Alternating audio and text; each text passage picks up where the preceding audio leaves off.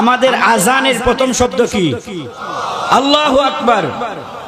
আজানের প্রথম শব্দ কি? আমার নামাজের প্রথম শব্দ কি?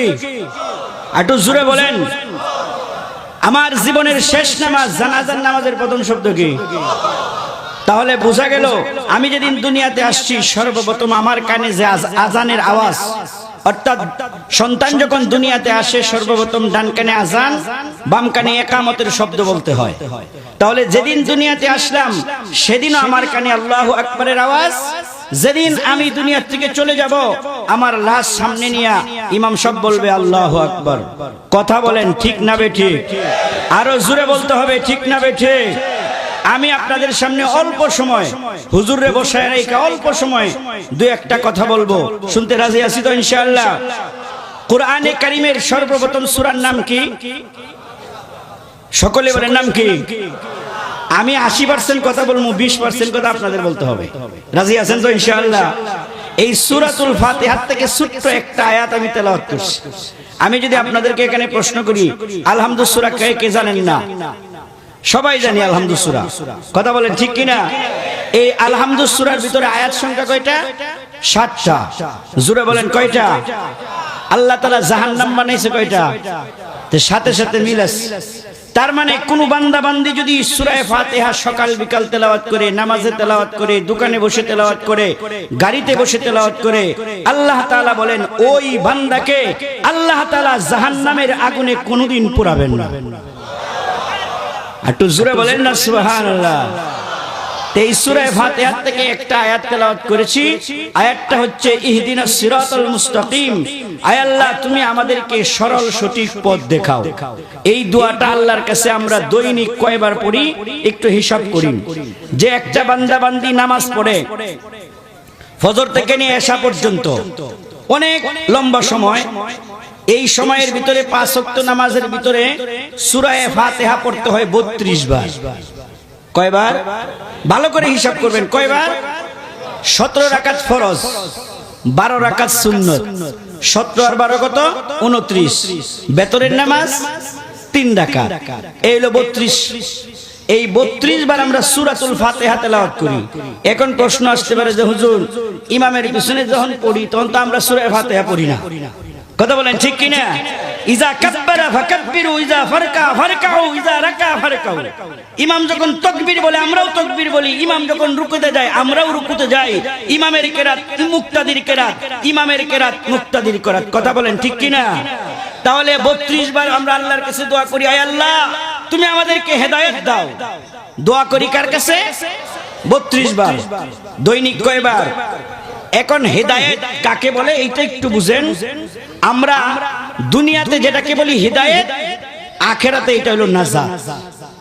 ভালো করে বুঝেন। দুনিয়াতে যেটা হেদায়েত, আখিরাতে এটা নাজাত। দুনিয়াতে যদি আমি হেদায়েতের উপরে থাকি, আখিরাতে আল্লাহ তাআলা মুক্তি দান করবেন। বলেন সুবহান। এজন্য আমরা যে গুনাহ করি এই গুনাহটা 3 ভাগে বিভক্ত। একটা সাধারণ গুনাহ, আর একটা গুনাহ মানুষ অহংকারের সঙ্গে করে, আর একটা গুনাহ মানুষ হালাল মনে করে। হালাল মনে করে যে গুনাহ করব, মদ খাওয়া হালাল, এটা কি মনে করতেছে মদ খেলে কি হবে, তাহলে সাথে সাথে তার ঈমান চলে যাবে। ওইটা আলোচনা আমার উদ্দেশ্য না। সাধারণ গুনাহ একটা করলাম, করার সাথে সাথে আমি তওবা করলাম, তওবা করার সাথে সাথে মাফ করে দিবেন কে? আরো জোরে বলেন কে? 2 নম্বর বাকি রয়েছে মাঝখানে, অহংকারের সঙ্গে যারা গুনাহ করে। অহংকারের সঙ্গে যারা গুনাহ করে বুঝতে হবে এই লোকটা হেদায়েতের উপরে নাই। অহংকারের সাথে যে বান্দা বান্দি গুনাহ করবে এই লোকটা হেদায়েতের উপরে নাই। এন এক্সাম্পল, উদাহরণ হাদিস শরীফ থেকে নেন। আল্লাহ রাসূল বলেন যে ব্যক্তি টাকনুর নিচে পায়জামা অথবা লুঙ্গি পরিধান করবে এই অংশটা জাহান্নামে যাবে। এটা সহিহ হাদিস। এখন আপনাদের এই এলাকার যুবকরা আজকের পর থেকে যে হুজুর বলছে টাকনুর নিচে জামা পরিধান করলে, প্যান্ট পরিধান করলে জাহান্নামে যাবে, হুজুরে বলছে বলো আমি এইটা করেই যাব। বুঝতে হবে যে করে যাব এইটা হচ্ছে গুনাহ, আর সে বলতেছে আমি করেই যাব এইটা হচ্ছে অহংকার।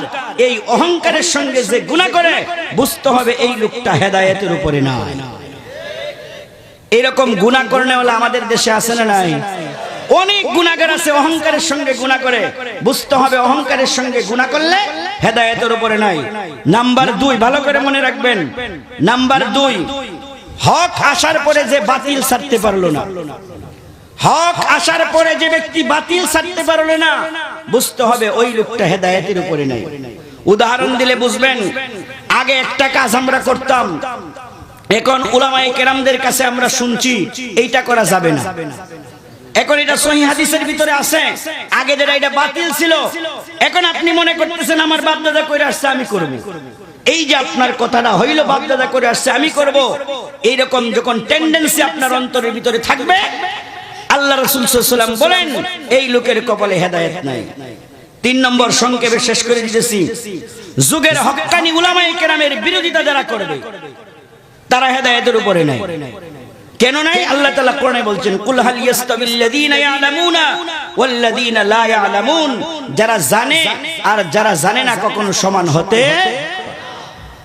তাহলে যুগের হক্কানি উলামায়ে কেরামের বিরোধিতা করা যাবে না। এখন যুগের হক্কানি উলামায়ে কেরাম কারা? আল্লাহ তাআলা বলছেন, ইন্নামা ইয়াখশাল্লাহা মিন ইবাদিহিল উলামা, উলামায়ে কেরাম আল্লাহকে বেশি ভয় করে, বলেন সুবহানাল্লাহ। তে এখন কি আমরা ভয় করি না? আমরাও ভয় করি। আমাদের ভয় আর উলামায়ে কেরামদের ভয় আকাশ পাতাল পার্থক্য। এইজন্য যুগের হক্কানি উলামায়ে কেরামের বিরোধিতা যারা করবে বুঝতে হবে তারাও হেদায়েতের ভিতরে নাই। 4 নম্বর কথা হচ্ছে যে আমরা যে এই যে দুনিয়াতে আসলাম, আমাদেরকে এখানে আসার বসার ব্যবস্থা করে দিয়েছেন কে?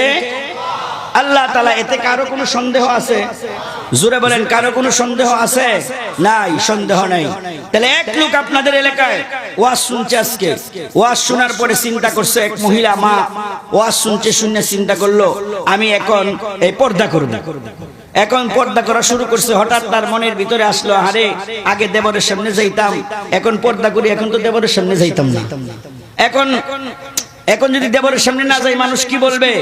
তখন এই ওয়াজ শোনার পরে সে আগের অবস্থায় ফিরে গেছে। বুঝতে হবে এইরকম বান্দা বান্দিও হেদায়েতের উপরে নাই। তাহলে দিনের মধ্যে কয়বার?